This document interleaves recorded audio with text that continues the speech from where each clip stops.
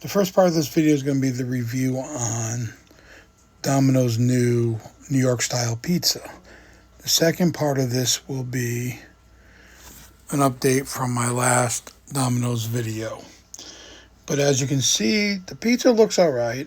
I mean, the sauce was fine. I pulled it apart, picked it up, dished it out to the family. But what I will say is this: it's the worst crust in the world. Look at the back don't even look fully cooked. I mean, it's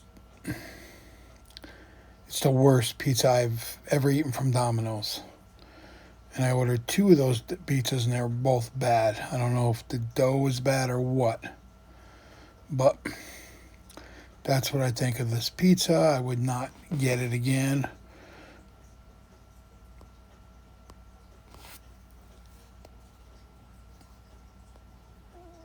So now an update from before when my last Domino's order, they never responded to me.